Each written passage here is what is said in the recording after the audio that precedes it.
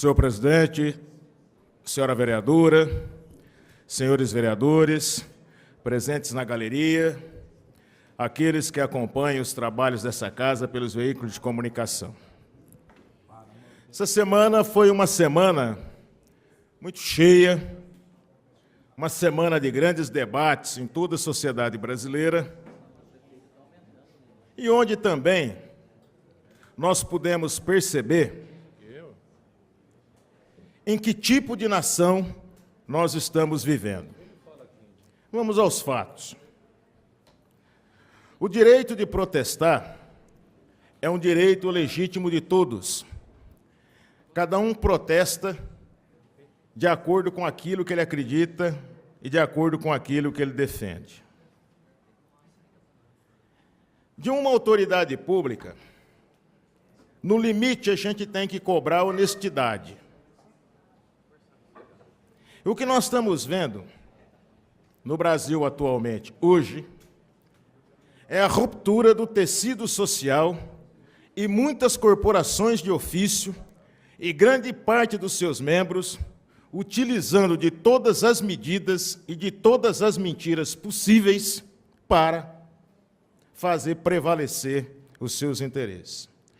Um exemplo é o tal projeto de lei da sociedade civil que contém 10 medidas para acabar com a corrupção, que não são 10, vereador Arildo, são 17, e cuja justificativa tem 87 páginas. Eu sou e combato a corrupção de maneira intransigente, porque quem mais paga a conta de qualquer corrupção é a classe trabalhadora, é a juventude, são aqueles que produzem riqueza através da sua força de trabalho. Se tornou lugar comum atacar a Câmara dos Deputados, dizendo que a Câmara dos Deputados, que é composta por corruptos, teria alterado um projeto de lei de iniciativa popular que acaba com a corrupção. Isso é verdade ou é mentira? Mentira. Verdade. Mentira. Mentira. Dos 2 milhões que assinaram esse projeto, com certeza 1%, vereador Arildo, não sabe o conteúdo. Porque eu fui abordado várias vezes na rua para assinar um projeto de lei contra a corrupção. Só uma besta não assinaria. Mas vamos ver o que foi alterado. O que foi alterado na Câmara foi o seguinte: reprovado, impedimento da prática do habeas corpus.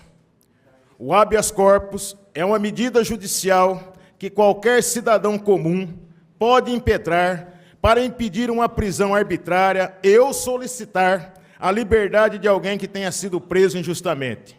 Eu utilizei o habeas corpus aqui em 1990, quando um militar que foi eleito vereador e estará aqui nessa casa na próxima legislatura, me ameaçou na Praça Machado de Melo, depois de uma greve dos ferroviários, dizendo que poderia me abordar na rua e eu teria problema sério. Era então o capitão Meira.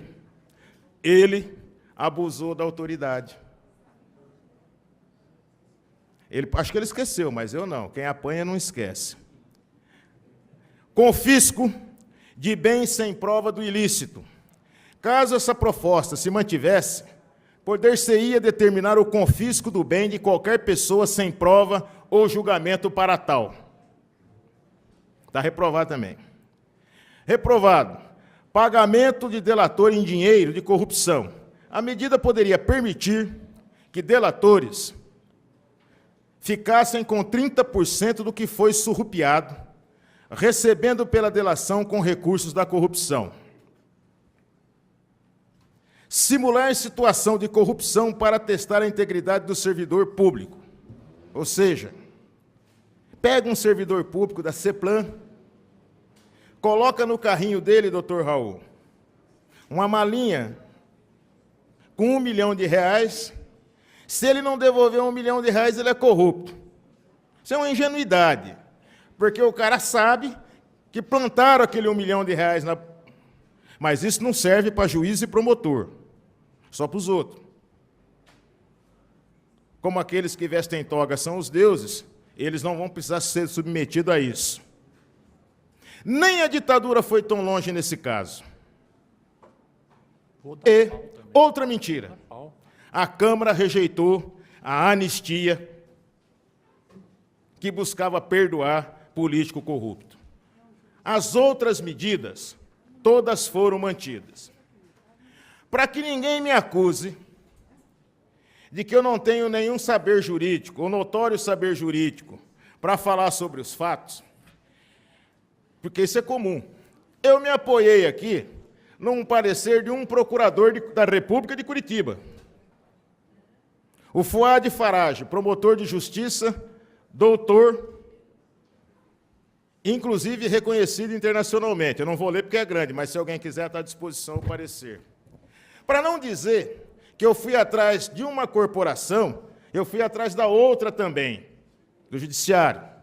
E estou aqui com um parecer do professor, doutor, livre docente, reconhecido internacionalmente, professor Marcelo Semer, que diz também o que eu acabei de dizer. Ele diz numa linguagem jurídica rebuscada, que a maioria da população não entende nada, é que nem receita de médico, com toda a vênia, doutora Thelma.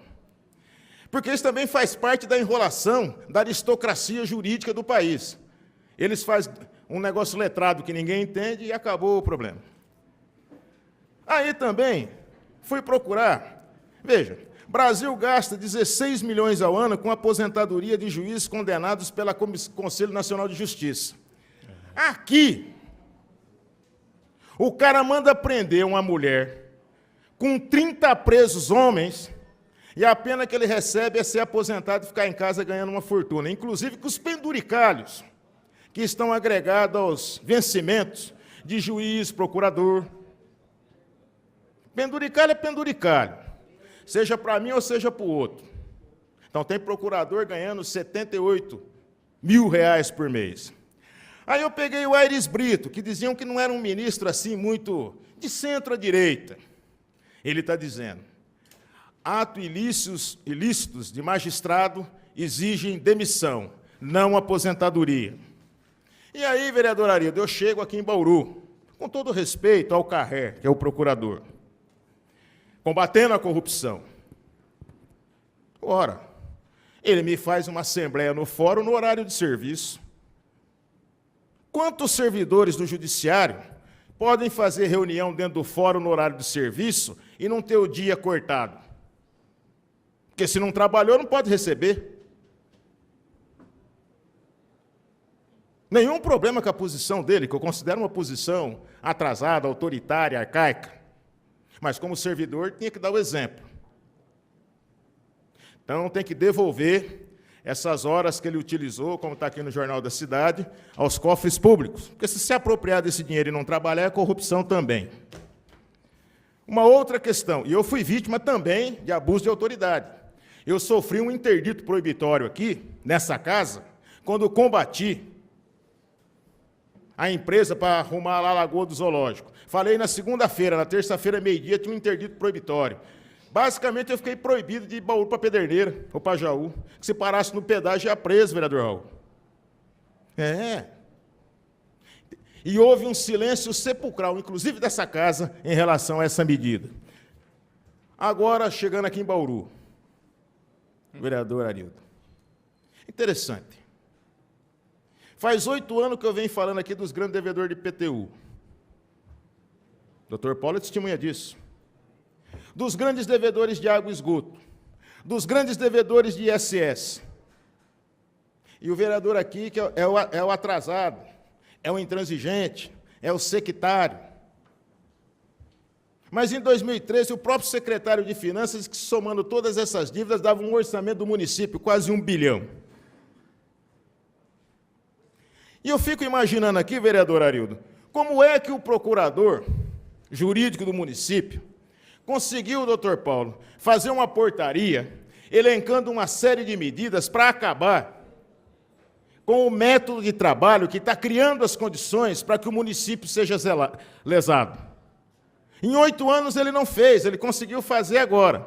Então eu gostaria de sugerir ao Porto, meu amigo, que, em vez de ficar dando entrevista no jornal dizendo que vai abraçar a Polícia Federal, abraça esses processos dos grandes devedores e faça aquilo que é obrigação dele de fazer.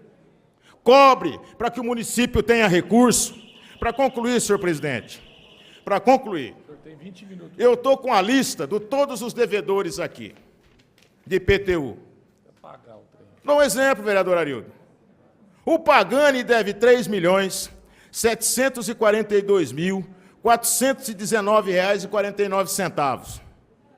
A Renata Vilarino Gale Cardoso deve R$ 2.281.579,22.